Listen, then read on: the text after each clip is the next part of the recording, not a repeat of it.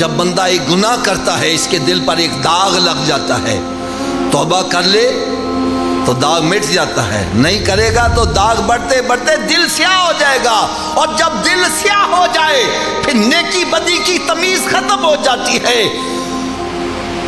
اگر میری بات نہیں آپ کو سمجھ آ رہی، میں آسان سی مثال دے دوں۔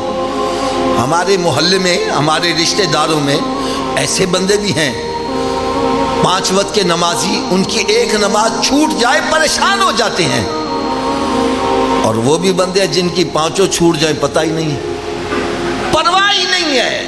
کیا مطلب ہے؟ جس کی ایک نماز چھوٹ رہی ہے اس کا دل صاف ہے، سفید چادر کی طرح ہے، چھوٹا سا داغ لگا ہے، بڑا بدنما لگ رہا ہے، اور جس کے نمازیں چھوٹ رہی ہیں اس کا دل ہی سیاہ ہو گیا ہے، سیاہ دل پر مزید داغ لگے پتہ نہیں چلتا۔ فرمایا جب اچھائی برائی کی، بلکہ ایک اور میں مثال بڑی پیاری دے دوں۔ میرے آقا صلی اللہ علیہ وسلم کی بارگاہ بے کسمنہ میں ایک صحابی عرض کرتے ہیں، یا رسول اللہ صلی اللہ علیہ وسلم ہمیں کیسے پتہ چلے ہمارے اندر ایمان ہے کہ نہیں ہے؟ یہ کن کو فکر ہے؟ صحابہ کرام کو، اور آج ہمیں فکر ہے۔ یا رسول اللہ صلی اللہ علیہ وسلم ہمیں کیسے پتہ چلے ہمارے اندر ایمان ہے کہ نہیں ہے؟ تو میرے آقا صلی اللہ علیہ وسلم نے بڑا جامع اور مختصر جواب دیا، فرمایا میرے صحابہ جب تمہیں نیکی اچھی لگنے لگے اور گناہ برا لگنے لگے سمجھ آنا دولت ایمان موجود ہے، اور جب اچھائی برائی کی تمیز ختم ہو جائے تو پھر اندر کیا ہے؟ تو میرے آقا صلی اللہ علیہ وسلم نے ارشاد فرمایا قبر یا تو جنت کے باغوں میں ایک باغ بن جائے گی یا پھر دوزخ کے گڑھوں میں گڑھا بنے گی۔ اس کا مقصد کیا ہے؟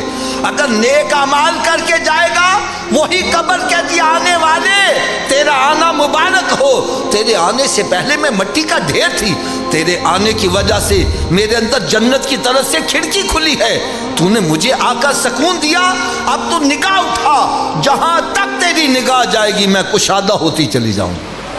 اور اللہ نہ کرے، اللہ نہ کرے اگر معاملہ اس کے برعکس ہوا، نہ نماز پڑھ رہا ہے، نہ روزے رکھ رہا ہے، نہ حلال حرام کی تمیز ہے، ایسا بندہ جب قبر میں جاتا ہے تو قبر کہتی آنے والے تیرا آنا مبارک نہ ہو، تیرے آنے سے پہلے میں مٹی کا ڈھیر تھی، تیرے آنے کی وجہ سے میرے اندر جہنم کی طرف سے کھڑکی کھلی ہے، تو نے مجھے آ کے ستایا، اب میں تجھے چین سے نہیں رہنے دوں گی۔